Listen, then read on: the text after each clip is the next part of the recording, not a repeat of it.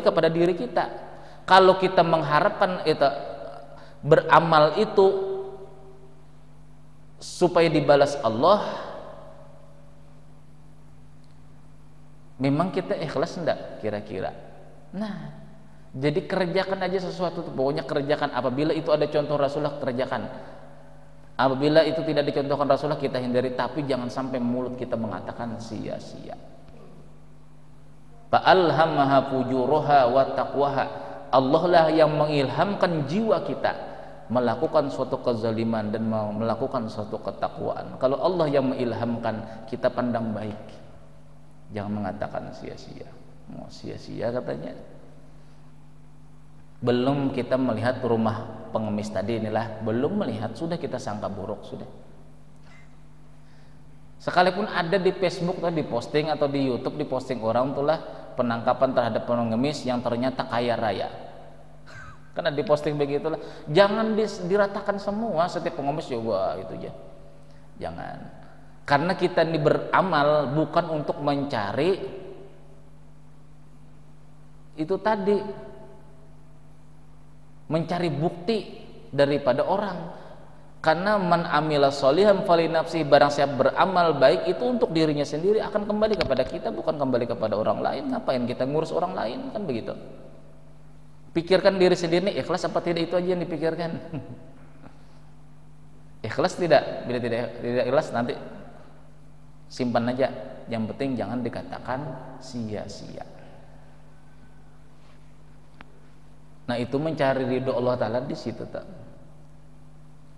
Firman Allah Ta'ala kepada Nabi Musa alaihissalam, ridhoku itu tergantung daripada ridhonya kamu terhadap takdirku, kata Allah.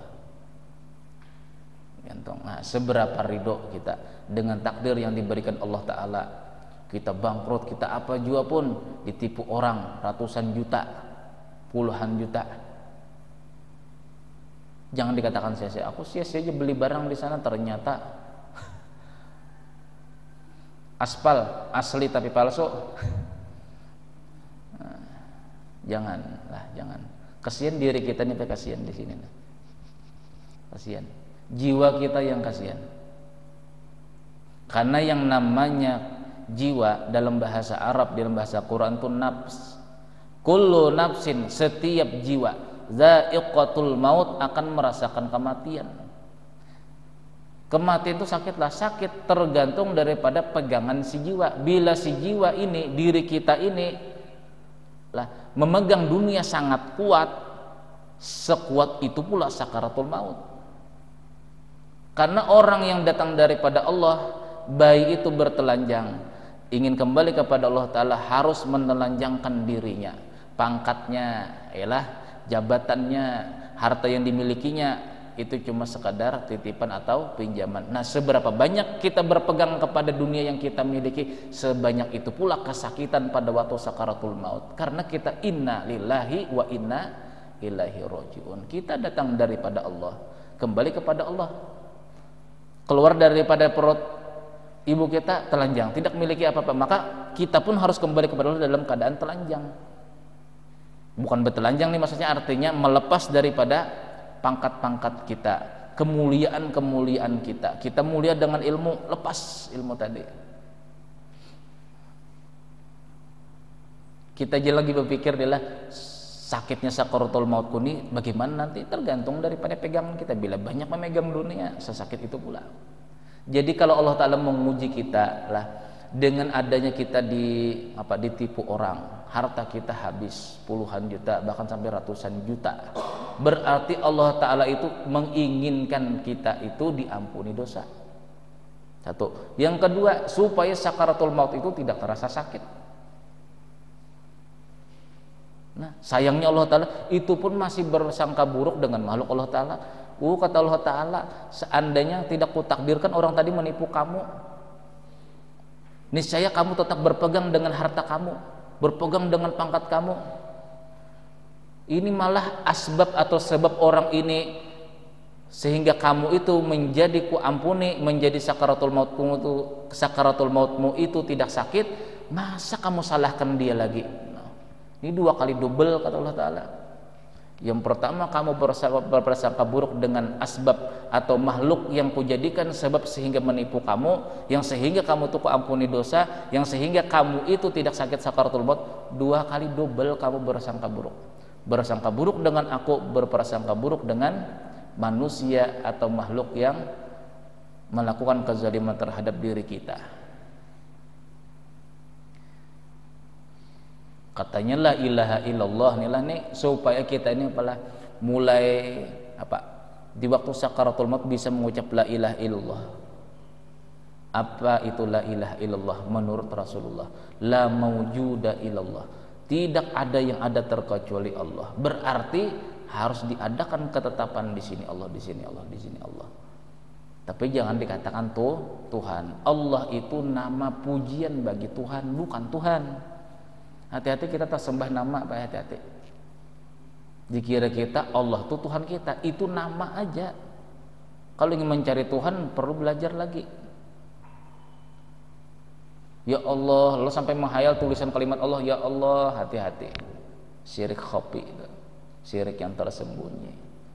Itu jelas-jelas Allah itu nama Tuhan, bukan Tuhannya. Jadi di saat kita menyebut Allah itu sama dengan kita menyebut memuji Tuhan kita.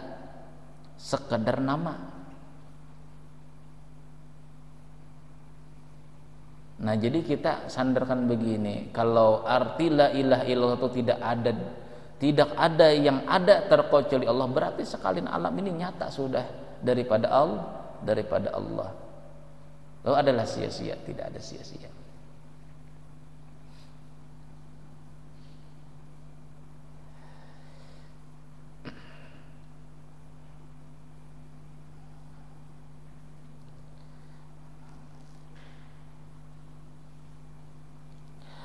Wa auhallahu ila Daud alaihi salatu wassalam. Allah subhanahu wa ta'ala pernah berwahyu kepada Nabi Daud. Ya Daud, qul li bani Israel. Wahai Nabi Daud, kata Allah. Bapaknya siapa nih? Nabi Sulaiman. Sulaiman bin Daud. Nabi Daud ini adalah bapaknya Nabi Sulaiman. Wahai Daud, katakan kepada Bani Israel, orang-orang Israel, bi ayyi tariqin wasala ilaikum anni qad ghafartu li ahadikum dzambahu hatta yatrukan nadama alaihi.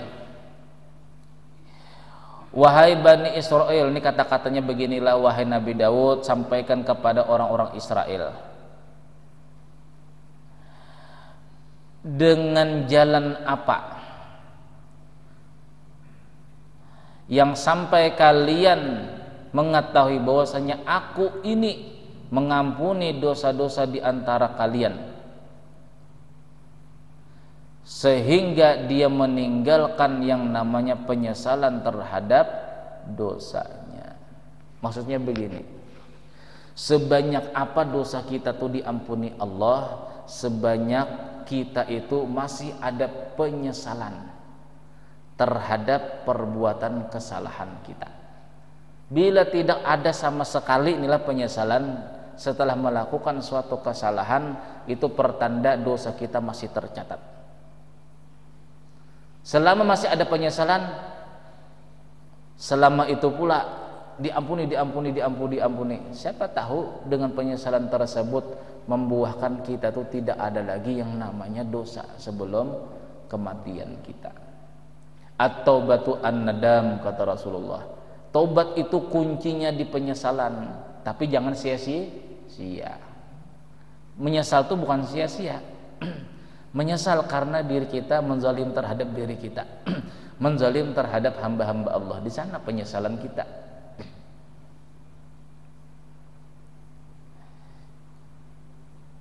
Jadi yang namanya menyesal itu bukan sia-sia lah, sia-sia aku jadi timbul maksiatnya gara-gara berteman sama kamu. Nah, jangan. Karena pasti ada hikmahnya, Pak. Kita berteman dengan orang zalim itu pasti ada hikmahnya. Kita berteman dengan orang soleh itu pasti ada hikmahnya. Kalau sesuatu itu ada hikmahnya, berarti tidak ada sia-sia.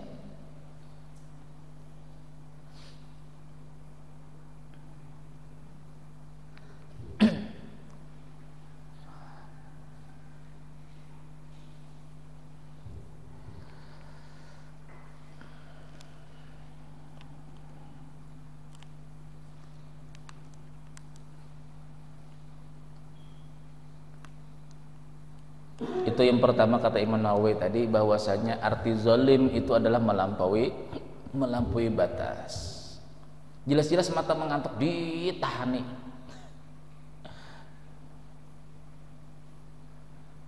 Zalim kita tuh di mana Pak letaknya? Letaknya itulah letaknya di dalam diri kita. Kita ini mendustakan rasa kita. Itu aja. Rasa mengantuk, yalah. Berarti sudah ada pemberitahuan kita ini mengantuk. Lo kita paksakan nonton bola sampai jam 3, nah sampai mata begitu. Bawa cuci muka. Pokoknya kalau tidak sampai penalti, pokoknya paksakan terus. Zalim lah, padahal sudah capek, mata inilah capek. Ini bila kita melaksanakan sesuatu melampaui batas, berarti kita tuh menghamba kepada nafsu. Bila sudah menghamba kepada nafsu, berarti akhirnya kita pun nanti dibudak oleh nafsu. Lalu timbul penyesalan. Gara-gara nonton bola aja timbul kesiangan. Nah, itu kata-kata nafsu. Nafsu itu palah yang dilakoni atau ditokohkan oleh iblis. Ya, asal mulanya sebelum ada iblis itu nafsu. Allah Ta'ala menciptakan nafsu, sifat-sifat nafsu, lalu dilakoni atau dicontohkan oleh iblis. Iblis itu setelah melakukan kesalahan, dia menyalahkan orang lain, dia berhujah. Fabima aghwaytani, wahai Tuhanku, kenapa sampean menyesatkan saya? Memang segi hakikat betul Allah Ta'ala yang menyesatkan iblis, tetapi tidak boleh dikatakan. Oleh karena tubuh ini yang melakukan, lalu seharusnya bersifat seperti Nabi Adam. Nabi Adam pun berhakikat bahwasanya hamba ini orang yang lemah, kata Nabi Adam, dan yang melakukan dosa pun tubuh ini, maka hamba yang memiliki tubuh ini meminta ampun kepada Engkau, lalu diterima tobatnya Nabi Adam. Tapi kalau iblis tidak, dengan hujahnya tadi itu, fabima aghwaytani, ya Allah kenapa sampeyan menyesatkan saya? Oleh karena demikian ku sesatkan seluruh manusia. Nah, jadi zalim tadi itulah zalim. Jadi semakin kezaliman banyak kita lakukan, itu semakin kita tuh menghamba kepada nafsu.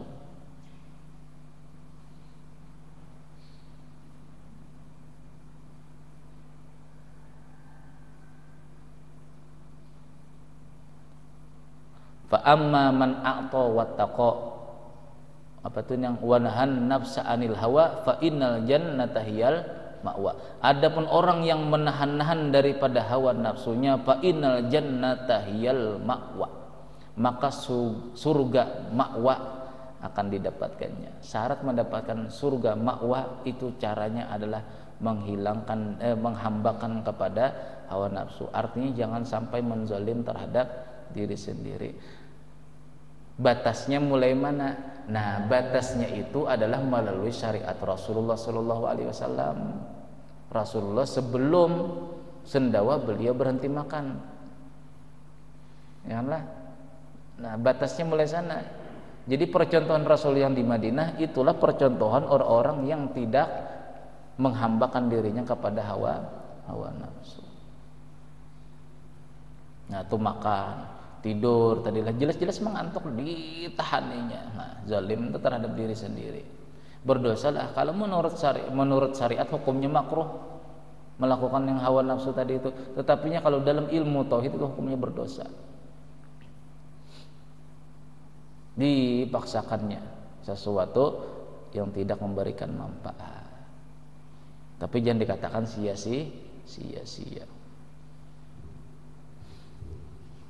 Yang kedua, arti zalim itu kata Imam Nawawi, wa tasarrufi milkil ghair, melampaui batas memakai pemilikan orang lain.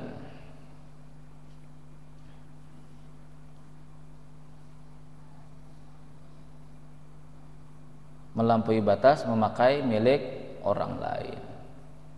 Contoh itulah, kita karena terdesak-desak inilah lupa menaruh sendal di mana, lalu sendal yang di samping sana itu yang dekat dengan wudu kita ambil, kita pasang,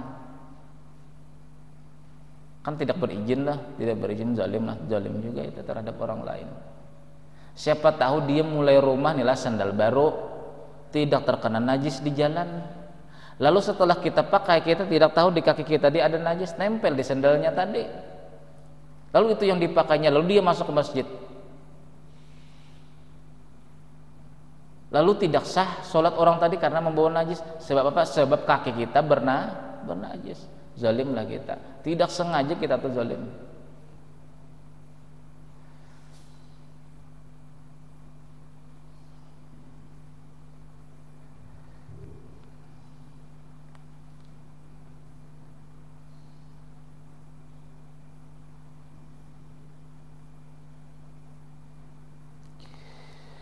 Wa kana Maimun bin Mahran. Maimun bin Mahran ini termasuk ulama tabi'in, sejaman dengan Imam Hasanul Basri. Maimun bin Mahran ini dahulu ceritanya, beliau ini kan meninggalnya 117 Hijriah. Jadi termasuk masih ulama salaf, karena ulama tabi'in, sejaman Imam Hasanul Basri. Beliau dahulu pernah mengundang tamu-tamu banyak, inilah. Dan beliau ada pembantu atau budak, karena di zaman Maimun bin Mahran ini masih ada perbudakan, masih ada sisa-sisa perbudakan. Nah, budaknya atau pembantunya daripada Maimun bin Mahran ini ada seorang perempuan. Lalu disuruh oleh Maimun bin Mahran untuk menyediakan makanan dan minuman untuk tamu lah. Karena Maimun bin Mahran itu termasuk daripada ulama tabi'in. Disiapkan oleh pembantu beliau inilah perempuan budak. Nah, membawa sebaki, kalau tidak paham baki, talam berisi makanan-makanan yang panas. Entah kenapa, inilah yang namanya pembantu itu kan banyak disalahkan oleh majikannya, walaupun benar, kan gitulah prinsip sekarang tuh. Tidak sempurna di mata majikan pembantu terkadang. Ini karena tersenggol apakah? Ternyata kuah yang panas. Lah, makanan yang panas yang dibawa oleh pembantunya Maimun bin Mahran ini tertumpah dan mengenai tubuh Maimun bin Mahran. Nah, marah bos ini katanya.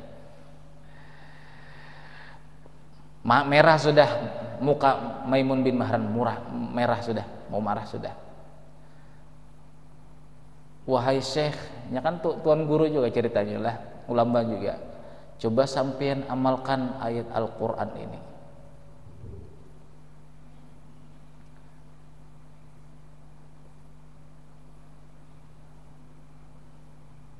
Wal ghaiza anil apa? Wal ghaiza anin nas wa afin anin nas. Yang mana apa itulah Al-Qur'annya itulah.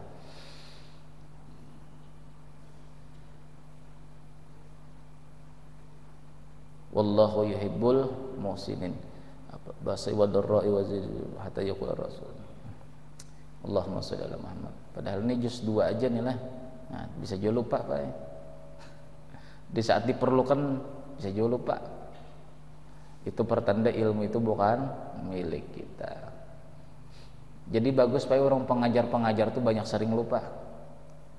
Kalau sering ingat, bahayanya kesombong nanti. Pokoknya aku ingat terus dalil-dalilnya aja. Cuma kalau orang yang sering berlupa bisa mengembalikan memang ilmu bukan milik kita.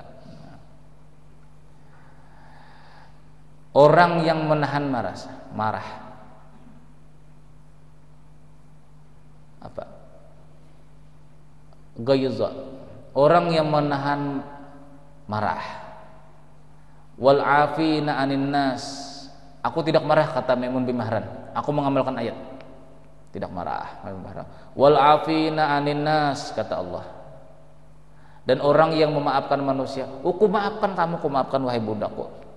Wallahu yuhibbul muhsinin. Dan Allah Ta'ala mencintai orang yang berbuat baik. Aku, kata beliau, sekarang untuk mengamalkan ayat ini, kata Maimun bin Mahran, ku bebaskan kamu daripada budak. Sudah melakukan kesalahan, tidak marah, memaafkan manusia, dibebaskan daripada perbudakan. Maimun bin Mahran. Jadi kata-kata hikmah daripada beliau nih yang luar biasa. Zikir itu kata beliau ini ilmu tasawuf, berarti ilmu tasawuf itu sudah dikenal di zaman tabi'in. Sedangkan tabi'in ini adalah murid sahabat ini murid Rasulullah. Berarti kalau tasawuf itu dikatakan tidak ada pelajarannya, bid'ah atau sesat, sekarang sesatkan Maimun bin Mahran. Sedangkan ini ulama tabi'in. Apa kata Maimun bin Mahran di dalam kata-kata hikmah beliau? Zikir itu ada dua, dan sabar itu pun ada dua. Zikir di lidah ini baik kata beliau, tetapinya berzikir atau mengingat Allah di saat kita hendak melakukan maksiat atau tergelitik hati untuk melakukan maksiat itu lebih afdal ketimbang zikir di mulut. Karena orang yang banyak berzikir di mulut tuh hikmahnya nanti akan tertanam zikir di dalam hati. Jadi kata beliau, zikir di lidah ini baik, tetapinya yang lebih afdal, lebih baik lagi adalah di saat kita ada tergelitik hati ingin melakukan suatu kemaksiatan, kita berzikir pada waktu itu melawani, itu yang lebih afdal. Berarti zikir hati adalah ada. Kalau kita paham daripada kalimat beliau ini, zikir lidah kata beliau baik, tetapinya berzikir di saat kita ada geritik hati untuk melakukan maksiat itu lebih afdal. Berarti zikir hati itu ada, yaitu Allah, Allah, Allah, Allah, Allah. Satu. Sabar itu ada dua kata beliau. Sabar terhadap musibah itu baik, tapi sabar di saat kita benci untuk melakukan taat kepada Allah itu lebih afdal. Sabar terhadap musibah itu baik kata beliau. Itu pekerjaan zahir. Ndak Pak, menangis tidak, ialah mendapat musibah, mengeluh tidak melalui mulut, tetapinya kata beliau, sabar di dalam mentaati ibadah yang kita tidak senangi, nafsu kita ini tidak senang lah ibadah sholat tahajud lah, sabar kita melakukannya itu lebih afdal kata beliau. Berarti itu apa? Perkara batin, itu ilmu tasawuf. Jadi tabiin dulu memang mengamalkan ilmu tasawuf.